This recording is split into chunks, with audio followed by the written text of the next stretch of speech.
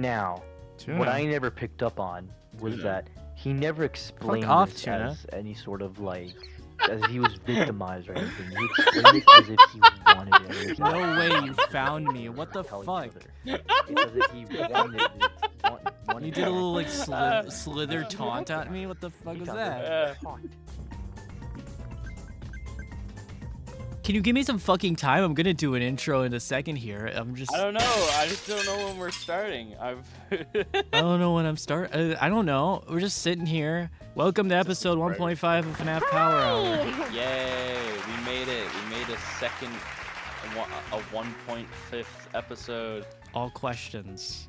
Thank you for your support of the first episode. This channel isn't just for FNAF, but we're going to continue making episodes like this. This is our special little thing, and we'll never talk about any FNAF controversies ever again because none of them will happen ever again.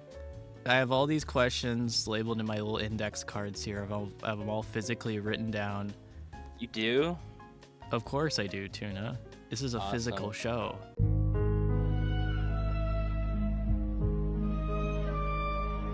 Why did you create FNAF Power Hour? Like, did you guys one day decide to get together and create? Or was it in the works for a long time? Well, funny story about this. This has been in the works for like, I'd say like 2 years now. I had a previous version that compiled our entire FNAF tier list. And it was going to be like a 4-hour long video.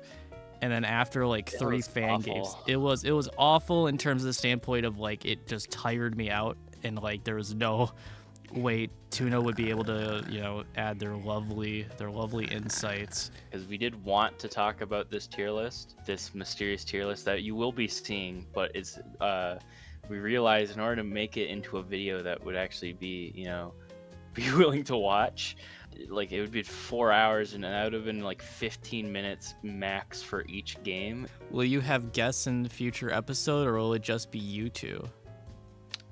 I hope so. Canceled.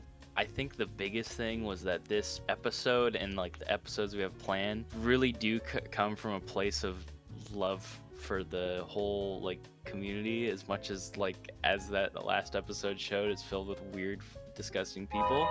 We love sharing these games with other people, and also they're talking amazing about them because a lot of them are amazing and they have so much passion into it. And we just want to show it to other people. Who are these whimsical beings? Who are these? Tuna, what are these fucking whimsical beings in our drawings?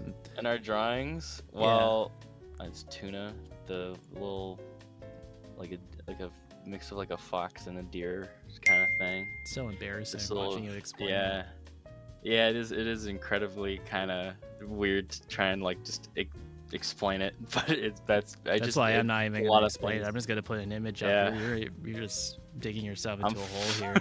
Can you cut this part out? No. All right, next question. When will we see Tuna naked? That was a question? Yeah, it I says didn't it right see that here. one. No, it's on. Yeah. Not on this channel. Which character from the mainline series is your favorite? Design or lore-wise, it doesn't matter. I definitely have a big space in my heart for all the Foxy characters, all the Foxy-like characters. Lolbit, I really like a lot of the fan interpretations. How people draw Lolbit is very fun, and in the games as well as like fan interpretations, Mangle probably has to take the cake. I'd probably say like Springtrap. I always love seeing fan interpretations of Springtrap. I mean, that's a good pick too. I thought you were gonna say Chica because you always seem like such a big Chica fan. I do like Chica. What makes a FNAF fan game really good? Are there certain mechanics or features that make or break an experience? Oh my god. I really don't even know if we're able to truly answer that. It is a very hard question to ask because a lot of the fan games we've played, even in like S rank, differ so much from each other. Yeah. I'll give an example. Like one of our favorites is Graveyard Shift at Freddy's because we love the atmosphere, we love the claustrophobia of that game, and just the general aesthetic. But then our other what's the game called with the fucking that had like the click One Night at Potatoes. One Night at Potatoes. One Night at Potatoes. Oh my god, yes. It Yes, had it was a FNAF point-and-click sections, but adventure. it was like, yeah. Oh my god, that was such a good game. That was a trip.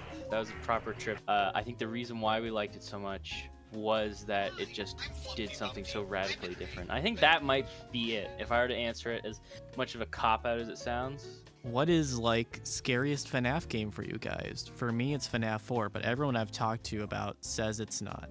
I could see why FNAF 4 would be difficult though, because it wants you to listen in very closely to like these small I could sounds. understand from that standpoint. I So- don't find the designs in that game at all scary, even though I know it makes sense for the like lore. Mechanically though, I get it. Mechanically, it is scary because, you know, if you're deaf, you can't play that game.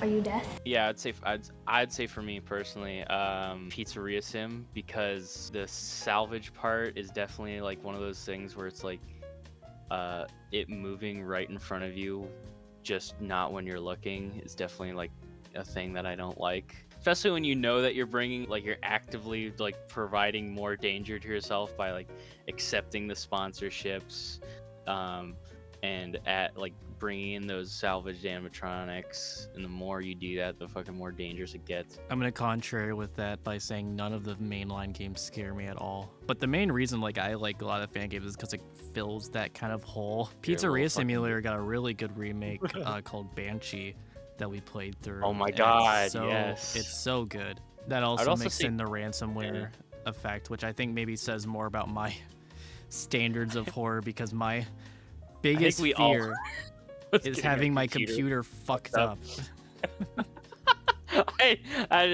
That was, yeah, especially remember growing up, fucking CD-ROMs that you got out of the cereal boxes and playing those like check quest shit. Yeah, that shit Always fucking freaks me out. Exposed to nutritional substances, the eggs hatch. Favorite Easter egg / rare event from the first 5 games? That's such a very specific question. That doesn't even include pizzerias. I know, think, yeah, right? it's just the first 5. So it's all the way up to sister location. Mine would have to be like the Springtrap, like. Oh, like where he's ripping his like mask off. Yeah, I think that's just very gruesome, and it wasn't Those are like, cool. especially during the time where like that wasn't even like seen Like- in like any of the other games. It was very visceral and like interesting. Yeah, or like Yeah. the sister location, like secret office. I mean, I like the really simple stuff. Shadow Bonnie, because I can't be bothered to remember his actual name. I'm very simple to please in that regard, but I will agree. Secret Office, just conceptually, if it wasn't for the fact that I'm just not a huge fan of Sister Location, I would probably said that first. I don't want to play it. I don't want to play it. Can you make a video my sister will like? Yeah, sure, I'll put one up right now. Hey, I'm Chica.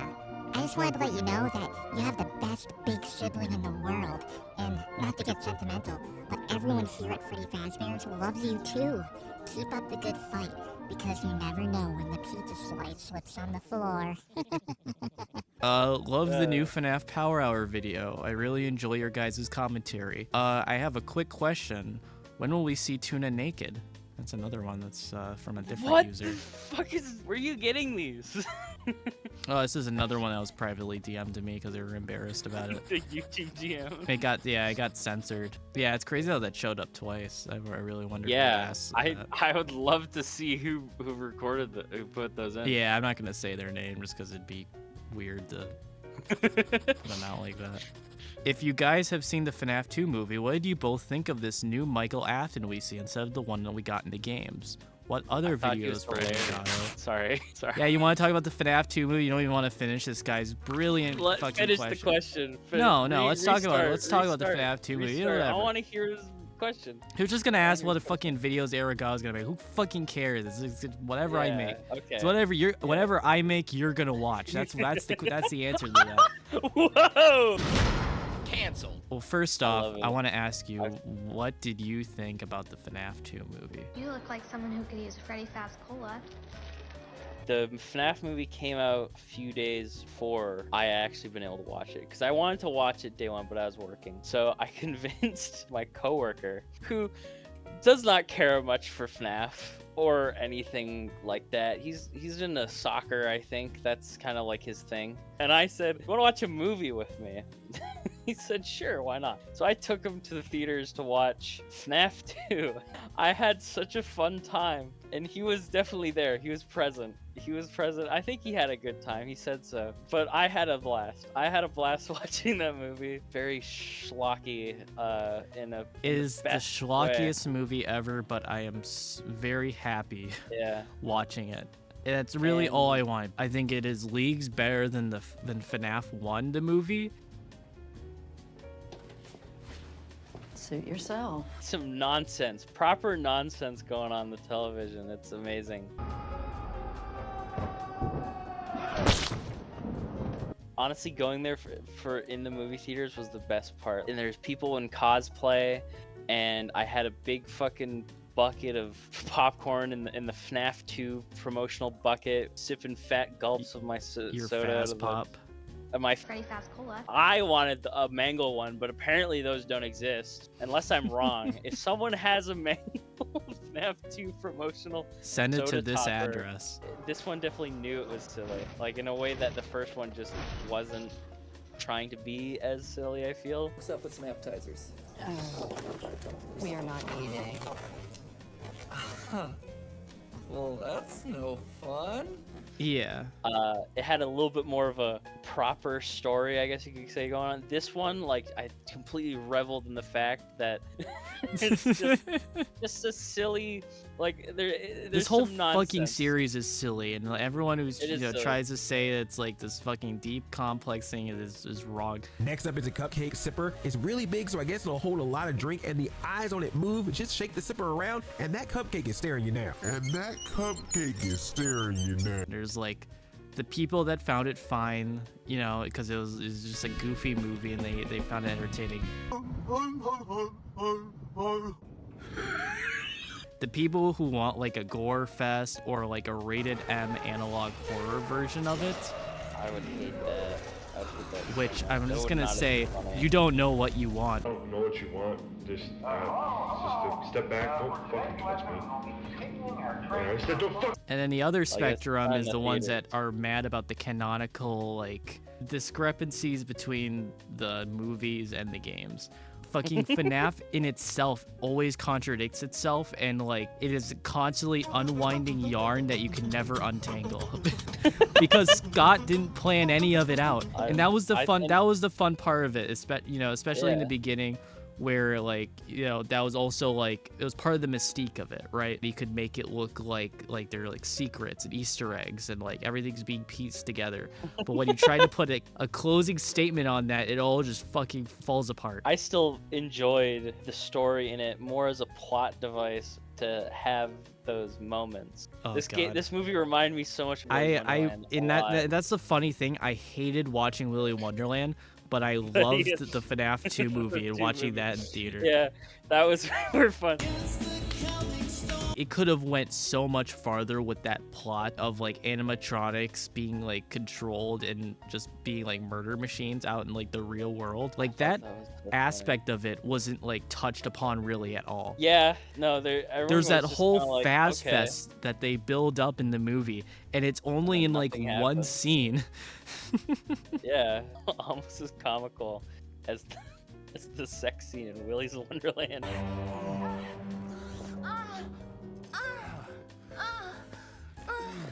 I fucking forgot about that. Bobby, that thing just moved. Where the fuck did it go?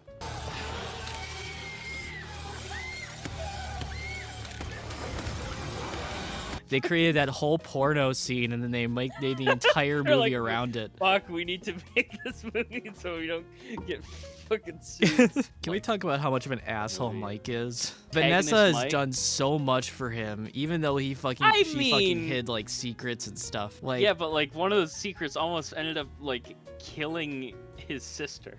Break their bones.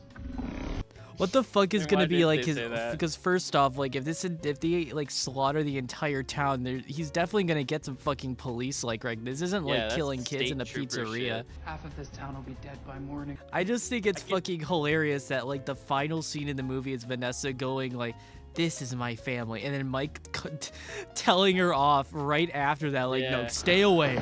Stay away. I think what's funnier than that though is when she gets possessed by fucking the puppet. I can already see the horror skunks model being made of that. Like I feel it. I feel it in my bones. I feel it too. I hope they do.